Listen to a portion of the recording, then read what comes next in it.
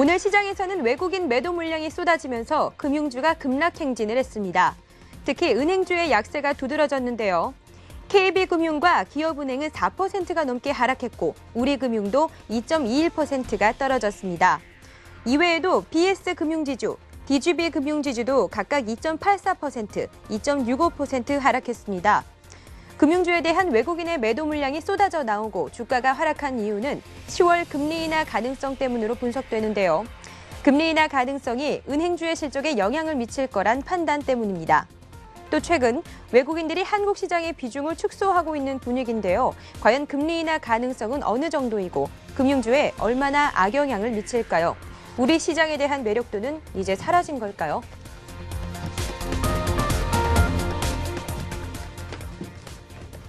시장에서 떠도는 소문과 루머의 진상을 낱낱이 파헤쳐보는 루머 꼼책 시간입니다. 오늘 꼼꼼하게 체크해볼 루머의 내용부터 살펴보실 텐데요.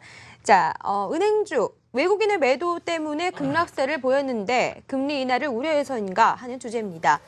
이 상반기 지나면서 금융주들의 실적이 점점 좋아지고 있다고 했었는데 이게 웬일일까요? 그리고요, 은행주들에 대한 외국인들의 매도가 이 금리 인하 가능성 때문이다라는 소리가 있습니다. 혹시 뭐 또 다른 이유가 있을까요?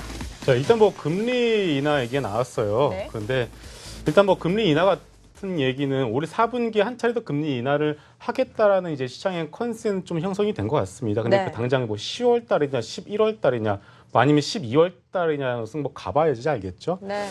일단 지금 올해 우리 한국은행에서 금리 인하를 어떤 관련된 부분들 같은 경우에는 이 정량적인 부분들보다는 좀 정성적인 부분들이 영향이 좀 큰 것 같아요. 무슨 말이냐면은 어떤 뭐 경제 지표나 관련된 객관적인 지표가 나빠져서 혹은 그와 관련돼서 금리를 인하를 해야겠다라는 것이 아니라 네. 좀 정치적인 이해관계 그리고 정부에서 좀 최근에 많이 몰아붙이는 부분들이 있어요. 최경환 부총리 씨도 뭐 가시는 자리마다 뭐 그런 얘기들을 많이 하고 계십니다.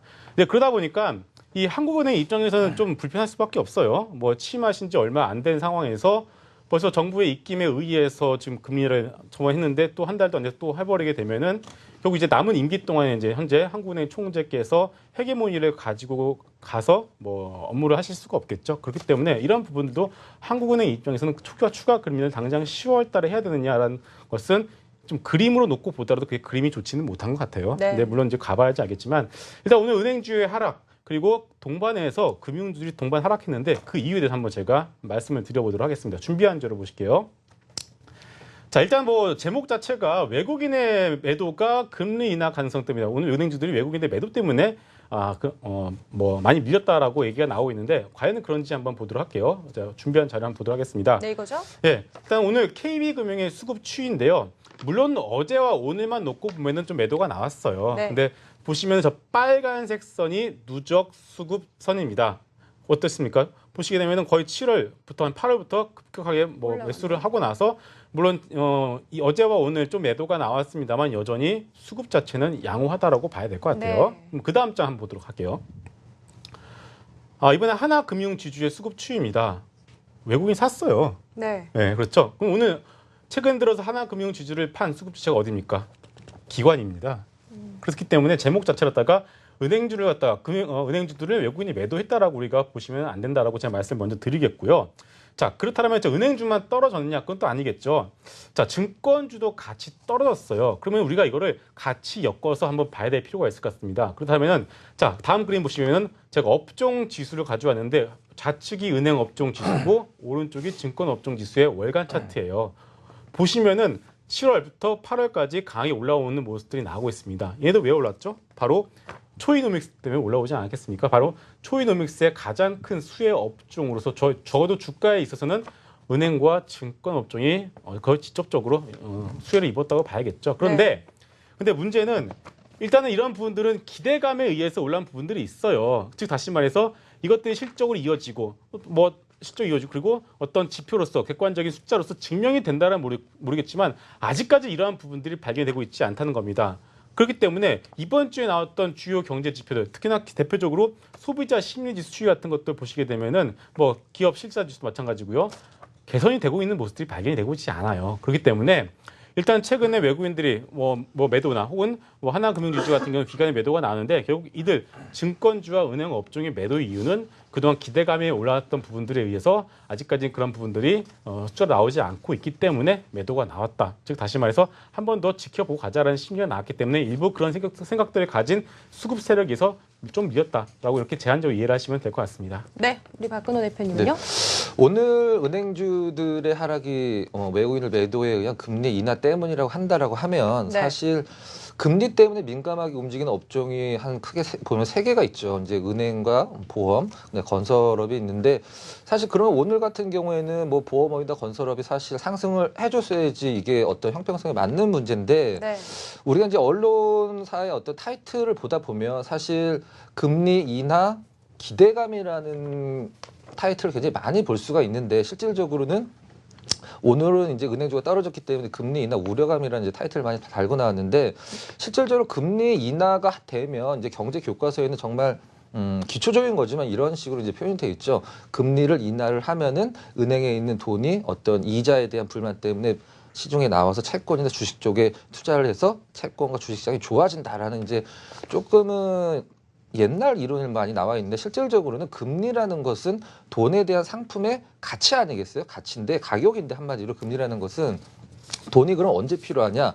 상품이라는 게 많이 필요할 때 가격이 올라가죠. 상품이라는 게 적게 필요할 때 가격이 내려갑니다. 근데 시장에서는 시장이 안 좋아질 때 경기가 안 좋아질 때 돈이 많이 필요한 게 아니라 시장이 경제가 좋아질 때 바로 기업들이 투자를 많이 하기 때문에 돈을 많이 필요로 하고 대출도 많이 받고 해서 금리가 올라가는 건데 자 준비한 자료를 보고 한번 잠깐 말씀을 드리면 네. 자 보통 시장에서 금리 인하 기대감이라는 뉴스가 나올 때는 금리 인하 때문에 어떤 주식시장이 올라갈 것이다라는 그런 어떤 객관적인 좀 천편일률적인 어떤 그런 기사들이 많이 나오는데 금리 인하와 실질적으로 우리나라 코스피의 상관관계 를 나타낸 자료를 좀 준비를 했는데 화면 아직 나오진 않고 있는데 제가 말로 설명을 드리도록 하겠습니다. 네. 자 보통 우리가 금리 인하 기대감이라고 하면 금리가 내려가면 주가가 올라갈 진짜 거라고 생각을 맞나요? 하는데 지금 나왔는데 네.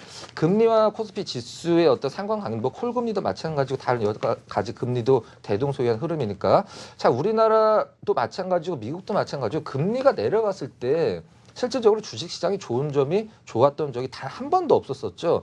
저는 이번에 어떤 외국인들의 그 은행주의 매도 같은 경우는 은행주에 좀 편중되긴 했었습니다만 은행주에 대한 매도가 아니라 아직까지는 한국 경제에 대한 어떤 뭐라 그럴까 좋아질 것이라 대한 희망을 조금 갖고 있는 부분이 좀 약하지 않았나 앞으로 조금 더 나빠질 수도 있다라고 생각하는 그런 부분이라 좀 생각을 하고 있습니다. 네. 우리 신학수 상무님은요? 네, 일단 뭐 은행주가 하락을 한다라는 것을 뭐 외국인들이 팔아서 하락한다라고 보기에도 좀 힘들고요. 네. 사실 뭐 기관도 팔고 외국인도 또 산 그 은행지가 있거든요. 하나금융지주 같은 경우에는 뭐 훨씬 더 많이 샀으니까요. 그렇다면 은행주에 대한 부분은 뭐 새롭게 좀 다르게 분리를 해서 봐야 되지 않을까 이렇게 생각을 하는데요.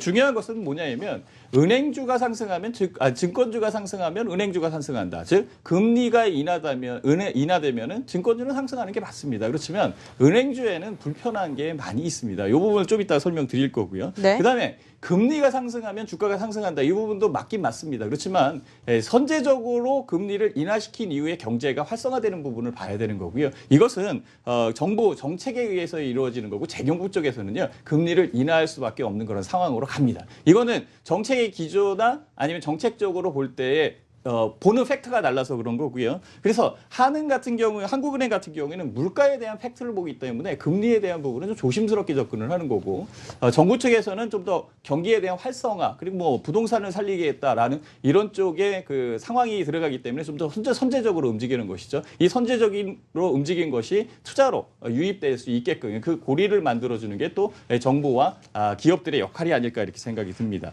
네. 자, 은행주와 증권주가 같이 움직일 수 없는 상황은 지금 현재 뭐 금리가 인하되면 은행주에 대한 수익, 즉 예대 마진율이라고 그러는데요. 일단 대출 금리와 예금 금리의 차이죠. 그렇지만 그 상황을 보면은 예금 금리 같은 경우에는 빨리 다운되는 반면에 대출 금리는 빨리 다운이 되지 않아요. 그래서 그 차이에 의해서 수익 나는데 실질적으로는 금리가 인하되면 그 가치, 즉 뭐 우리 박근호 대표께서 얘기한 것처럼 그 시장의 상품, 즉 그 돈에 대한 가치가 떨어지고 있는 그런 상황이기 때문에 좋지는 않습니다. 자, 제가 준비한 자료 은행 예대 금리차 동향을 한번 잠깐 보면은요. 그 자료가 같이 그 국채 금리나 아니면 이런 것도 같이 떨어지고 있죠. 이 녹색 선이 예대 금리 차인데요. 국고채 금리를 같이 하향하고 있다는 이 부분은요. 수익이 그렇게 좋지 않을 것이다라는 것을 예견할 수도 있다는 것이죠. 다음 장 한번 볼게요. 그거는 은행주의 PER 동향인데 사실상 은행주에 대한 부분을 PER로 따지기는 좀 힘들어요. 그렇지만 PER에 대한 자료가 있기 때문에 제가 말씀드리는 건데 동그라미 친 부분 있죠. 동그라미 친 부분은요. 이익이 급감한 경우, 즉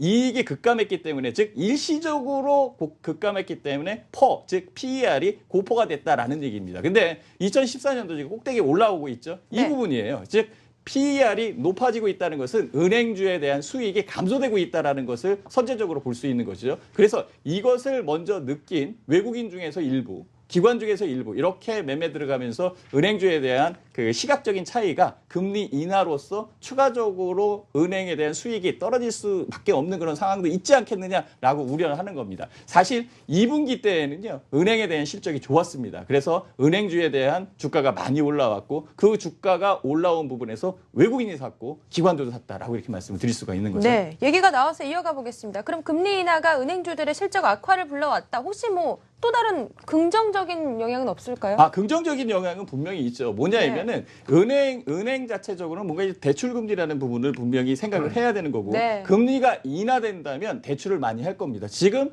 대출 금리로서 몰고 있는 게 부동산 쪽이에요. 네. 주택 시장에 대한 LTD와 LTI와 DTI가 그 은행 그 아파트에 대한 대출 부분을 지금 자꾸 확대를 해주고 있고요. 네, 지금 완화시켜주고 전세값이 비싸다 보니까 계속적으로 대출, 전세금 대출까지 지금 해가고 있는 그런 입장이거든요. 이것은 그 예금 금리와 대출 금리의 차이에 의한 수익이 분명히 늘어날 수 있는 부분도 있습니다. 그래서 경제 정책적인 부분에서 은행주가 일희일비하고 있는 그런 상황이다라고 말씀을 드릴 수가 있고요. 그래서 같은 상황인데 똑같은 해석을 할 수 없다. 같은 상황, 다른 해석이 필요하다. 은행주에 대한 시각을 좀 나눠서 보자, 좀 디테일하게 보자라고 이렇게 말씀을 드릴 수가 있는 겁니다. 네, 다른 네, 분들 의견요? 자, 지금 이제 결국 은행주를 보는 데 있어서는 참 어려워요. 네.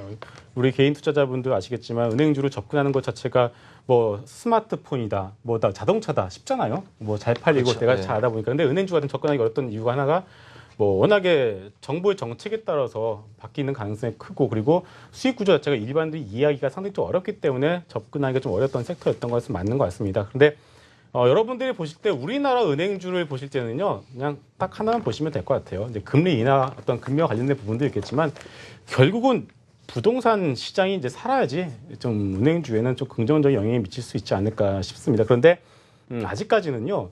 물론 7월 말에 이제 LTV, DTI를 완화를 시켜주면서 8월달 대출이 약 4조 7천억이 늘었어요. 그런데 안으로 그 숫자를 엄청 빵 튀었죠. 근데 안으로 좀 들여다 보니까 4조 7천억 중에서 약 3조 9천억이 주택금융공사의 적격 대출을 그렇죠. 대리를 해준 겁니다.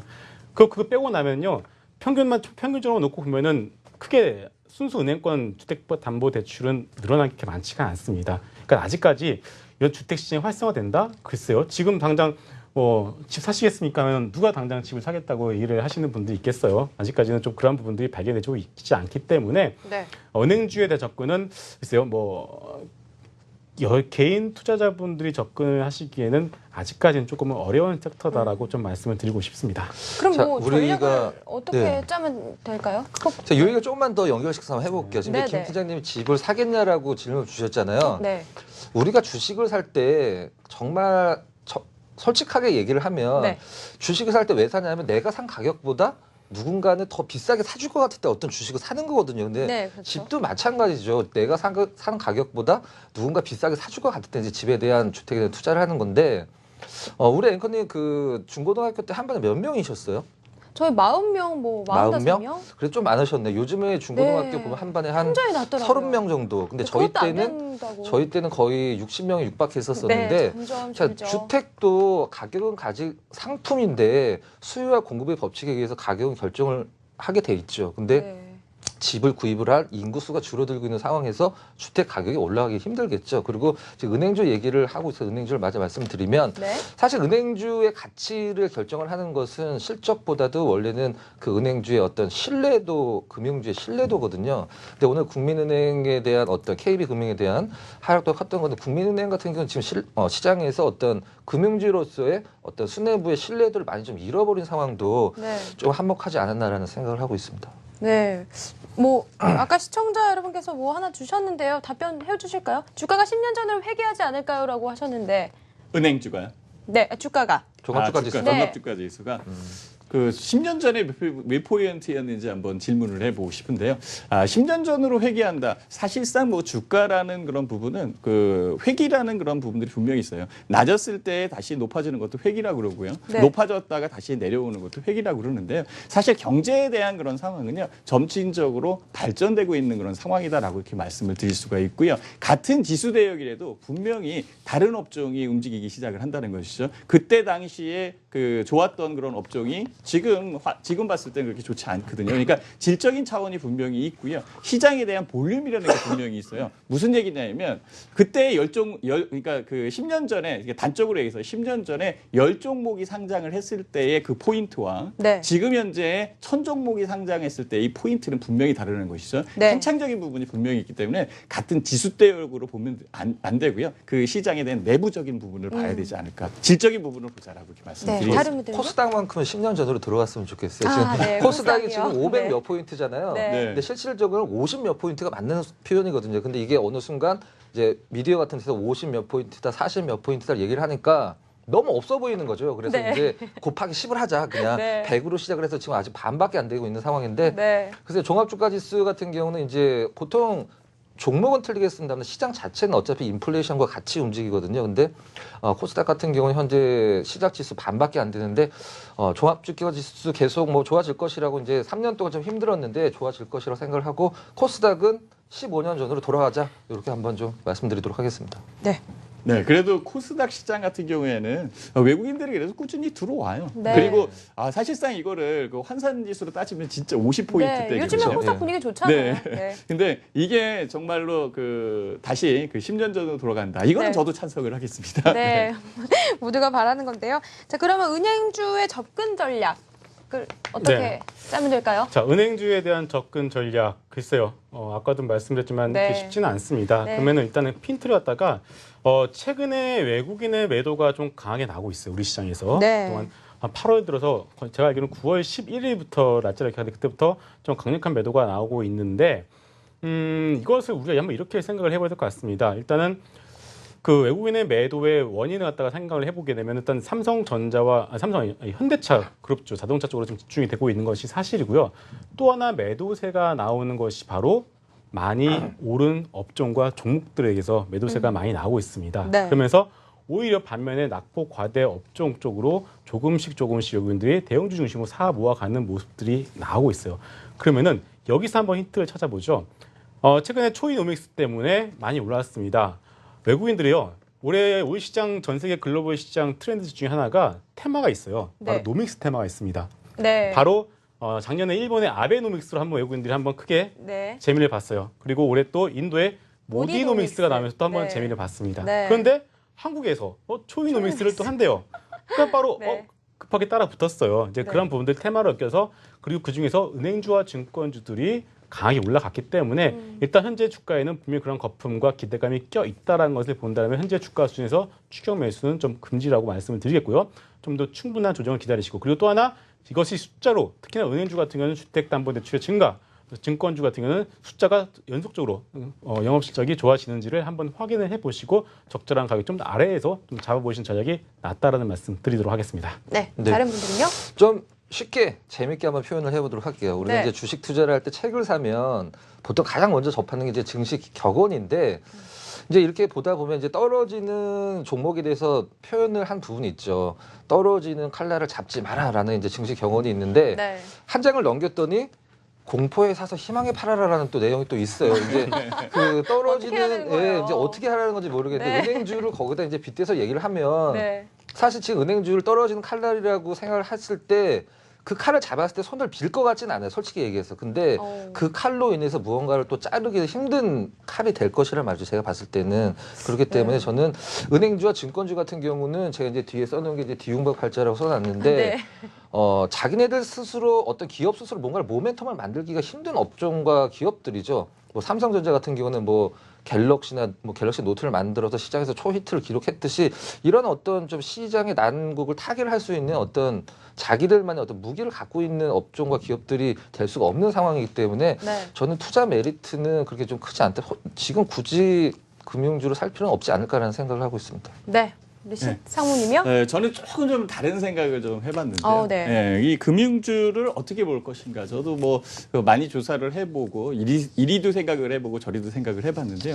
금융주는요 제조업하고 다르게 금융에 대한 신용 창출이나 신용 순수가 높기 때문에요. 네. 훨씬 더 제조업보다 수익 창출이 더 좋은 종목입니다. 사실 지금 증시가 좀 힘들기 때문에 그런데 안정된 그런 증시 상황이라면 은행주에 대한 투자 좋습니다. 그래서 은행 업종의 애널리스트들이 대접을 받고 막 그런 적도 많이 있거든요. 그래서 은행주는 나쁘지 않을 것 같은데 최근에 그 정책 당국이나 뭐 여러 부분에서 금융주에 대한 제재나 이런 것들이 많이 있기 때문에 좀 힘들었지 않습니까? 네. 지금 나오는 게 그 최경환 부총리 강력한 경제 정책의 리더격인 그런 부분이 있기 때문에 실행력이 매우 높다라고 이렇게 평가를 하고 있습니다. 여기에 뭐를 요구하냐면 기업들의 배당을 요구를 하고 있거든요. 은행주도 충분하게 수익을 많이 내고 있어요. 옛날에 뱅킹 가면은요 다 공짜였는데 1,000원씩 빠져나가요. 1,500원도 빠져나가고 이러면 수익이라는 부분은 분명히 많이 나오고 있는 거고 그 수익적인 부분을 그 높으신 직급들이 나눠 갖는 게 아니라 좀 그 일반 은행에 들어오시는 그 고객들이 좀 혜택을 받았으면 이렇게 생각이 드는데요. 이런 것들을 봤을 때 전반적으로 은행주에 대한 배당을 권고할 가능성이 아주 높고 금융시장 이 불확실성에서 좀 확실성으로 넘어가는 그런 때가 아닐까. 그러면 좀 선침해도 괜찮지 않겠는가 이렇게 생각이 드는데요. 저점에 한번 매수해보자라고 이렇게 말씀을 드리겠습니다. 네, 이렇게 해서 외국인들의 매도로 인한 금융주, 특히 은행주에 대한 급락에 대해서 봤습니다. 시청자 여러분의 의견도 궁금합니다. 유료 문자 샵 8181로 보내주시면요. 추첨을 통해서 달콤한 아이스크림 모바일 쿠폰 보내드리도록 하겠습니다. 루머꿈책 오늘 여기까지 할게요.